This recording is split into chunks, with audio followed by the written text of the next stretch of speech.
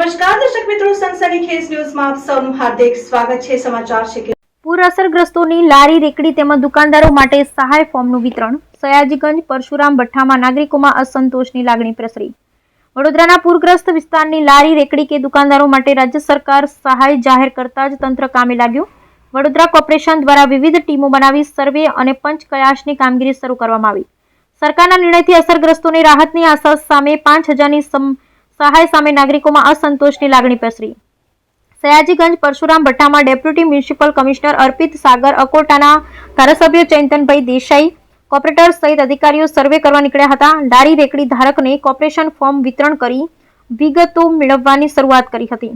આ ફોર્મ ભરી કોર્પોરેશનના સ્થાનિક વોર્ડની ટીમને પરત આપવાનું રહેશે। સ્થાનિક ટીમ ફોર્મ આશી મ્યુનિસિપલ કમિશનરને આપશે, જેના બાદ આ ફોર્મને આશી મ્યુનિસિપલ કમિશનરને પ્રમાણિત કરશે।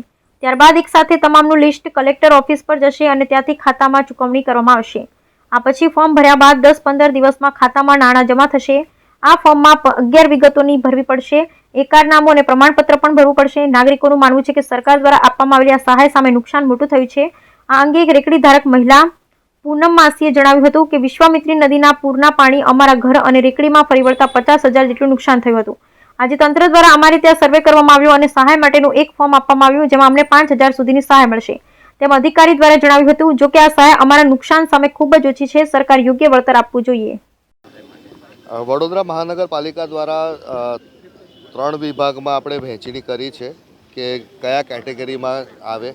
એમાં લારી છે, નાની મોટી લારી ઠેકડી છે, એની અંદર આવે અને મોટી કેબિન આવે જે તમારી લારી કરતાં સહેજ મોટી હોય પણ કાચી હોય, પાકી ના હોય। એવા 3 વિભાગમાં વીએમસી દ્વારા હમણાં સર્વે કરવામાં આવશે। એની અંદર કયા વિસ્તારમાં કેટલું પાણી હતું એની ડિટેલ લેવાશે, સાથે પંચકેસ બી કરવાના છે, જેથી એક ધ્યાનમાં રહે કે આટલા એટલે એની અંદર પંચકેસ કરીને ખબર પડે કે એમાં લખવામાં આવે કેટલું પાણી છે, શું છે। પરંતુ ખરેખર જો આપ જોવા જાઓ તો લારી રેકડી છે એમને ઉચ્ચક 5000 રૂપિયા આપવાની નક્કી કર્યું છે કોર્પોરેશને।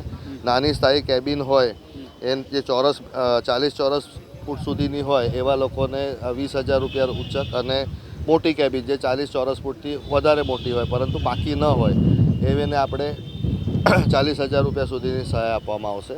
હવે આ બધી જે સહાયો છે એ ઓનલાઈન એમના અકાઉન્ટમાં જમા કરવામાં આવશે। એટલે જેની પાસે બેંકનું અકાઉન્ટ હોય એ પાસબુક આપે કાં તો એક કેન્સલ કરેલો ચેક આપે, જેથી કરીને એમના અકાઉન્ટ્સમાં જમા કરી શકાય। અને આખો અકોટા વિધાનસભા વોર્ડ નંબર 12 એ તો કમ્પ્લીટલી જ સર્વેમાં લીધો છે હમણાં વીએમસી। વોર્ડ નંબર 11 પણ છે સર્વેમાં અને વોર્ડ નંબર 10 પણ છે। એટલે જે રીતનું આ લોકોની ક્રાઇટેરિયા છે એ પ્રકારે વિસ્તારોમાં જશે અને સર્વે કરવામાં આવશે। હાલ પરશુરામ ભટ્ટા સૂર્યા પેલેસના સામેથી અહીંયા શરૂઆત કરવામાં આવી છે। આ પરશુરામ ભટ્ટા એરિયા છે જ્યાં સૌથી મોટા નુકસાન થયા છે અમારા પૂરમાં। તો આ માટે પુનર્વસન માટે સરકારશ્રીની એ સહાય જાહેર કરવામાં આવી છે। તો અમે કેમ કે અહીંયા મોટા નુકસાન થયા છે તો અહીંયાથી અમારી ટીમ શરૂ કરે છે। અહીંયા 4 ટીમ લાગશે અલગ અલગ વિસ્તારમાં। પરશુરામ ભટ્ટાના જો નગર છે ત્યાં પણ કામ થશે। હવે 3 જાતના સર્વે થાય છે। પહેલાં છે લારી રેકડીના, બીજા જેમને 5000 સહાય મળશે, બીજા છે નાની કેબિનના જેમને 20000 મળશે, અને ત્રીજા છે મોટી કેબિનના જેમને 40000 મળશે। તો આ સર્વે માટે એક ફોર્મ પણ બનાવવામાં આવ્યા છે। આમાં બેસિક ડિટેલ્સ અને જો એમના આધાર પુરાવા જોઈએ, એડ્રેસના આ બધું, અને બેંક ડિટેલ્સ જોઈએ, જેવી કે જ્યારે આ પૂરું થઈ જશે, આ લોકો સબમિટ કરી દેશે તો એક લિસ્ટ બનાવવામાં આવશે। આ લિસ્ટ જ્યારે સર્વે પૂરું થઈ જશે ત્યારે કલેક્ટર ઓફિસમાં આપવામાં આવશે અને ત્યાંથી ગ્રાન્ટ એમને અકાઉન્ટમાં જ ડાયરેક્ટલી આવી જશે।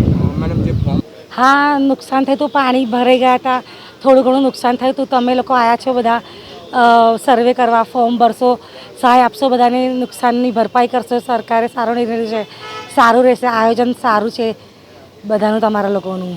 કેટલી સહાય આપવાની વાત છે? એ તો 5 થી કંઈ 17000 20,000 એવું કંઈ બોલ્યા છે।